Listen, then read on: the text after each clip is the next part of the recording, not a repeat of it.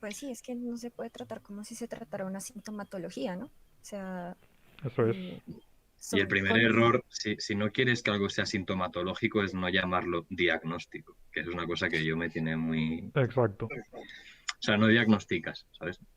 O sea, según la RAE, que, ojo, habría que ver si hay que hacerle mucho caso a la RAE, ¿vale? Yo opino que no.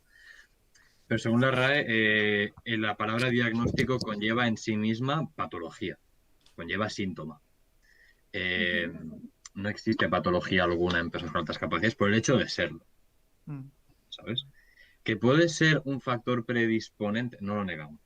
Eso no se puede negar y depende de cómo tampoco se puede afirmar. Pero ahora, el término clásico de diagnóstico de altas capacidades, englobándolo históricamente al conjunto de patologías o alteraciones mentales, como también están mal catalogadas, todo el tema de los Aspergers, que no son Aspergers, ¿vale? O sea, pero se sigue llamando Asperger de forma errónea.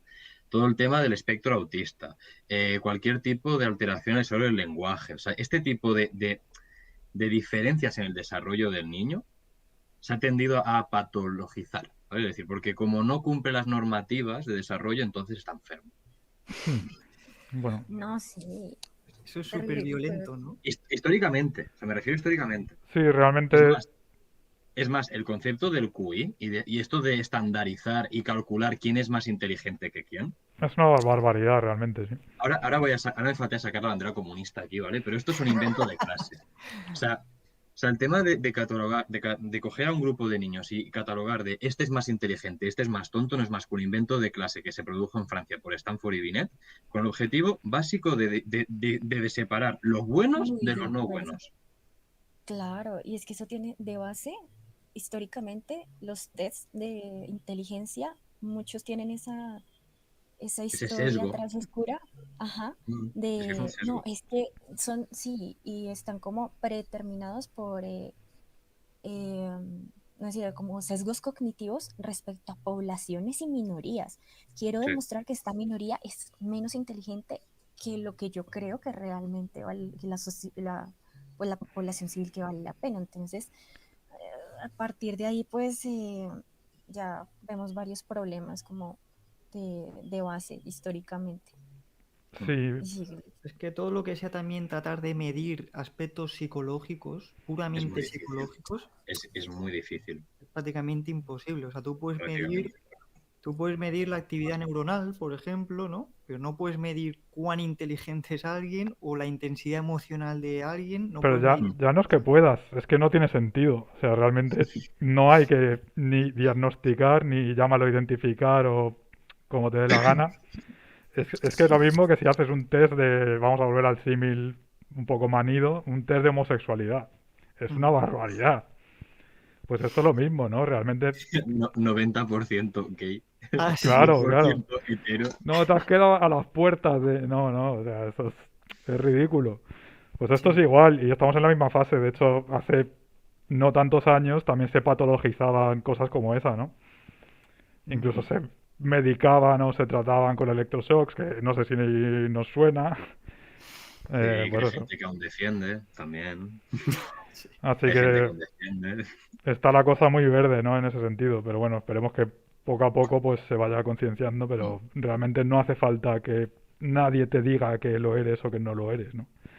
Tú puedes... Es que, Dime, dime. sí, acaba, Carlos, acaba. No, eso, que tú mismo puedes decir, pues yo creo que lo soy o yo creo que no lo soy. Sea verdad, sea mentira, eso quizás lo de menos, ¿no? No sé. Es que si entramos en el mundo de los sesgos, solo en la identificación, ¿vale? Es decir, en los procesos de identificación hablamos de los sesgos que ya hacen barreras. El primero encontramos en el tipo de test que se administra, ¿vale? Y es que el primer problema a nivel histórico que se encontró en este tipo de pruebas psicométricas es el lenguaje, ¿vale? Cuanta más riqueza de lenguaje tiene una persona, mejor puntúa en cualquier tipo de test, ¿vale? Ah, sí. Claro, es un factor importante que tú seas capaz de comprender lo que te pregunta el Ah, texto. Es muy claro, importante. Entonces, claro. ¿qué pasa? Que en Francia se encontraban, ¿no? Cuando hacían estas pruebas de que los hijos inmigrantes de gente de España, italianos, griegos y tal, eran imbéciles. Es decir, lo que daba, es decir, lo que salía de resultado es que este niño es un normal, mire, su hijo, o sea, su hijo es idiota, no da para más. ¿Qué pasa? Que no conocían el lenguaje. ¿vale? Y Entiendo. por suerte poco a poco se adaptando, pero por ejemplo, tú le pasas un test de inteligencia cualquiera a un niño sordo y va a tener dificultades, por eso existen test adaptados. Por ejemplo, existe el test, el WISC no visual y el no verbal. El no verbal Sí, sí lo he trabajado en la uni y va muy bien para poblaciones con dificultades de lenguaje. de hecho, ahora que comentabas antes, ¿no? El tema este de Asperger y demás, que al final yo creo que es todo un poco lo mismo, es neurodiversidad, al fin y al cabo. Sí, Igual que hay diversidad racial o eso, sexual, bueno, pues es a nivel neuronal. Pues en el tema del test, por ejemplo, me he fijado que muchas veces las series lógicas siguen el orden de lectura, ¿no? Van de izquierda a derecha. ¿Sabes lo que te quiero decir? Ese sí. tipo de ¿Verdad? cosas, ¿no? Que a lo mejor si eres disléxico o algo así, o... O lo lee un árabe, Sí, o lo ve un árabe, o Mm. alguien de una cultura que lee al revés, o sea, al revés. Ah, Al revés de según izquierda En a nuestra sentido derecha, de lógica. contrario. izquierda. Pero sí, existen sesgos y ha existido toda la vida, ¿vale? El punto está en que hay que aceptar que existen sesgos. Y por lo tanto, cuando alguien te viene y te dice, es que yo tengo un 133, yo siempre respondo, o sea, como si me quieres decir cuánto te mide la polla, me da igual. O sea, es que es ridículo. O sea, y ojo, y a mí una cosa me da mucha risa cuando te preguntan, ¿y tú qué QI tienes? ¿Sabes? Que es Eso como, vamos a compararnos a ver cómo inteligente eres. se Es pregunta como, mucho eso, ¿eh? ¿por qué lo preguntas, tío? ¿Qué coño importa? O sea, hablamos de que si yo un día estoy triste, no me apetece hacer el test, te voy a sacar una mierda de puntuación. Y yo conozco casos de Claro. personas que no querían hacerse las pruebas y puntuaban muy mal. Y suerte que el psicólogo o la familia insistía mucho y se repitieron las pruebas y puntuó alto. Que luego esto sirve como argumento para los detractores de alta capacidad, ¿no? Que también los hay. Hay Así. gente que niega la gravedad, no va a haber gente que niegue esto, ¿no? Y escuchas gente decir, no, claro, es que si yo hago un test ahora y uno mañana, a lo mejor puntúo más alto. Siempre que puntúes alto, puntúas a la baja, ¿sabes? Es decir, nunca puntúas por encima de tus capacidades Ah, reales. Porque Mm, existen claro. medidas estadísticas de eliminación para que el azar no te ayude, ujú. ¿sabes? Es decir, medidas de eliminación de azar existen. ¿Eso Vampiros existen. Pues cómo se las hace mentiras eso? igual. Por ejemplo, no es tanto no es una eliminación de azar, ¿vale? Pero en grandes baterías de preguntas de personalidad, como puede ser el Minnesota, ¿vale? Ponen preguntas trampa, preguntas que identifican si tú estás falseando o no los resultados. Es Mm, decir, si tú respondes al azar, hay preguntas como ¿los patos tienen plumas? ¿Vale? Y hay respuestas como no. Y dices, aún habrá alguien que las niegue, ¿no? También, pero son preguntas muy tontas, ¿vale? Son ¿Qué preguntas es muy una pluma? tontas. Son preguntas muy tontas para que, obviamente, tú tengas que poner eso y miden si te estás pasando por los huevos el test. Que si lo haces, ya es una expresión, es decir, si no quieres hacer el test, ya estás comunicando algo al psicólogo. Y luego Ujú. siempre hay cálculos o algún tipo de ajuste estadístico que intenta eliminar el efecto del azar. Por ejemplo, los exámenes en general, si fallas, te restan puntos mm. para Para intentar que, eliminar el factor azar. Te puedo dar si es más o menos justo, pero es una medida que pretende eliminar el factor azar.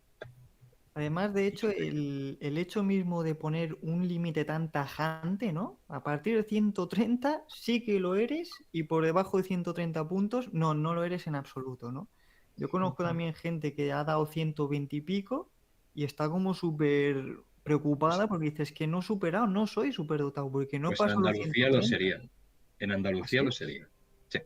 Claro, es que Porque es tan relativo eso, tan ambiguo que dices, a ver, el ¿cómo problema está en cuanto la ciencia, cuando la ciencia no manda en estos temas, vamos mal. Y cuando manda la política, peor. O sea, Ya. cuando bajan el umbral de 120, de 130 a 120, ¿vale? Para mí es una gilipollez igualmente. Porque no debería haber umbral, ¿sabes? Es como decir que si viene población inmigrante, que entren los de 15 a 25 años y vas a decir que hasta los 30 y dices, ahora acepto más gente. Bueno, no, ¿sabes? O sea, te estás dejando mucha gente fuera. Pues aquí me pasa un poco lo mismo, es decir, que me bajes la barrera de 130 a 120 me parece una gilipollez porque es que lo único que haces es intentar englosar los números de tu comunidad para decir luego, es que mi comunidad detecta mucho más que las demás. No, no, no, no. Aplicas métodos más laxos, pero tu metodología de identificación es igual de basura. Ojo, ojo. Andalucía es de las mejores identificando. Pero estas medidas no son trampa, ¿sabes? O sea, no es una visión integradora de no, los niños con 120 también son superdotados. No. O sea, primero que no debería ser una visión unívoca, es decir, tú no eres superdotado o no lo eres en función de un número. Claro. Es decir, es que es surrealista que tengamos que discutir esto, ¿vale? Pero se tiene que discutir. paradójicamente lo buscamos. O sea, esto Yo también no me lo parece- busco. No has hecho Antes lo las- evitaba y ahora también, como diría la del anuncio ese, tío. Pero tú has hecho las pruebas. Claro, coño, porque te obliga a pasar por algo, pero yo no tengo ningún interés personal en hacerlo. Mi test está ahí en el armario y lo... Ay, no, en el armario, es una estantería, también estoy fino. Y lo uso como ejemplo de lo que es lo que te puedes encontrar como orientador educativo, como profesor, cuando te trae un informe psicológico. Pero porque es el procedimiento que te obligan a pasar. Es decir, tú no puedes decir que alguien quiera ese número cuando no hay otra puta forma de saber si eres superdotado, ¿sabes? Y hay psicólogos muy buenos que intentan tener visiones más integradoras. Supongo que a vosotros también hicieron pruebas de personalidad, ¿no? Cuando hiciste el test, aparte de inteligencia. Sí. Yo creo que no. A mí sí que me hicieron. No hicieron Sí. ninguna pregunta de cuando me pasa tal cosa me siento enfadado. Sí, a mí sí. Muy de acuerdo, muy en desacuerdo. Son las Sí, típicas como preguntas de test de personalidad. esta. Ujú. Vale. O si no, esto ya es más debatible, test de creatividad. Hostia, Vale. ese me parece Ay, patético. Es patético. Es muy triste, ¿vale? Hay que entender que de algo tienen que vivir las editoriales que hacen test, ¿vale? Entonces, hay que hacer este tipo de productos. Pero claro, hay psicólogos que hablan, ¿no? De, hostia, ¿realmente podemos evaluar la creatividad? O sea, ¿se puede poner un número al pensamiento divergente? ¿Es posible?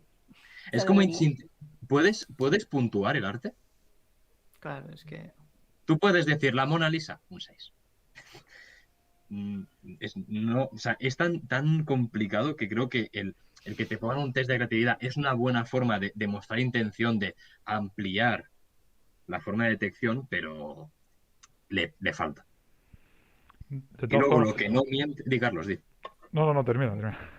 Bueno, que la mejor forma, creo yo, de identificar, ¿vale? Es mirando directamente lo que hay aquí. Porque aquí dentro existen diferencias estructurales, ¿vale? O sea, cuando se coge el cerebro de una persona con altas capacidades, que ha muerto, pues no van a cogerlo cuando está viva, y se observa lo que hay dentro, o incluso por resonancia magnética o por algún tipo de prueba de imagen, se observa que hay una mayor densidad en lo que es el cuerpo calloso y una mayor población neuronal, que lo que son las dendritas suelen estar mayor reforzadas no me acuerdo de cómo se llama, de la glía creo que era, no, la glía está por alrededor, bueno. Lo que recubre las dendritas, lo que recubre los brazos de las neuronas, suele tener un poquito más de grosor en personas con altas capacidades, La ¿vale? melanina. La mielina.